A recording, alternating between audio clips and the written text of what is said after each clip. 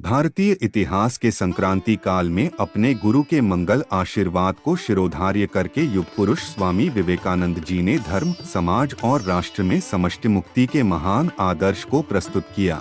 गुरु रामकृष्ण परमहंस के विचारों को अमृत समान मानने वाले स्वामी विवेकानंद जी जब पहली बार रामकृष्ण से मिले तो उनके मन में रामकृष्ण के प्रति एक विरोधाभास विचार उत्पन्न हुआ था।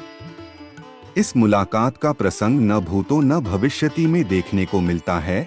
ये प्रसंग स्वामी विवेकानंद बनने से पूर्व का है।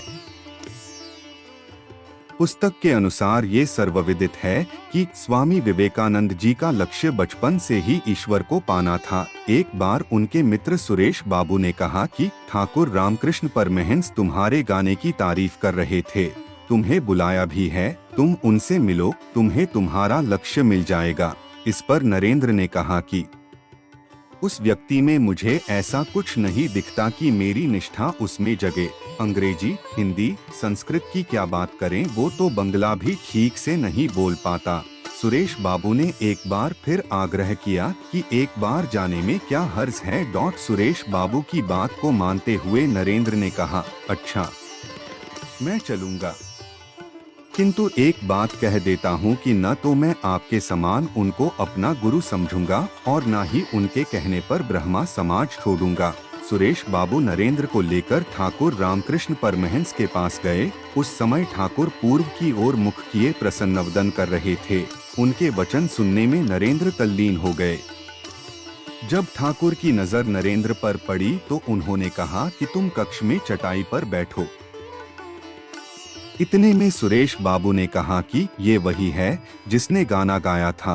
ठाकुर ने नरेंद्र की ओर देखा और पूछा कि और क्या सीखा है, कोई बंगला भजन भी गाते हो? नरेंद्र ने कहा, बंगला गीत तो 2-4 ही आता है।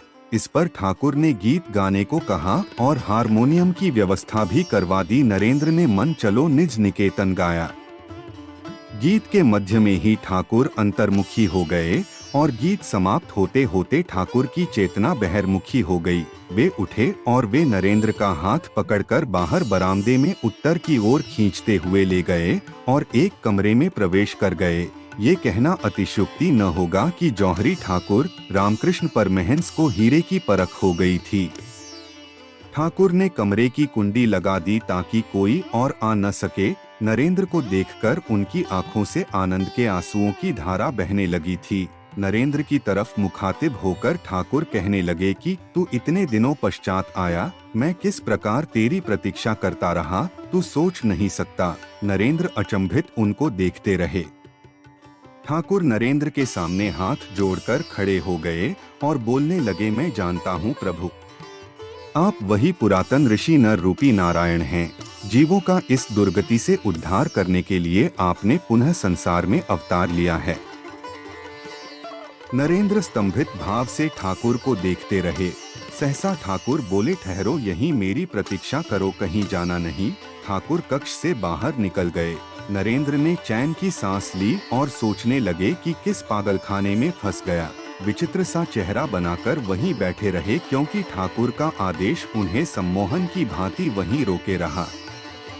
लेकिन मन में ही वार्तालाप करने लगे कि मैं तो नरेंद्र नाथ हूँ, विश्वनाथ का पुत्र, परंतु ये तो ऐसे समझ रहे हैं कि मैं अभी आकाश से उतरा कोई देवता हूँ।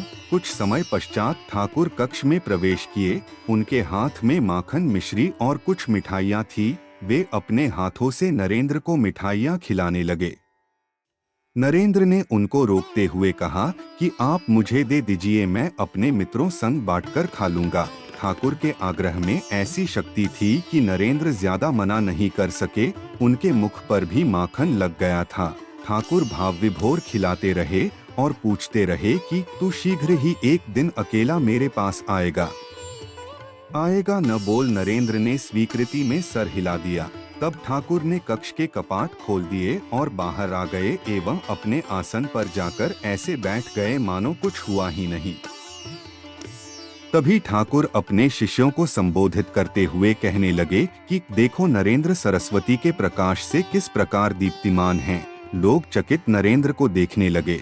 नरेंद्र इस बात से चकित होकर ठाकुर की तरफ देखने लगे। तभी ठाकुर ने नरेंद्र से पूछा, रात को निद्रा से पूर्व क्या तुम्हें कोई प्रकाश दिखाई देता है? विस्मित होकर नरेंद्र ने कहा, जी हाँ। और पूछा, क्या अन्य लोगों को दिखाई नहीं देता?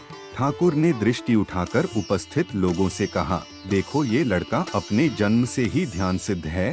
तुम लोगों को जैसे देख रहा हूँ वैसे ही ईश्वर को भी देखा जा सकता है, उससे बात की जा सकती है।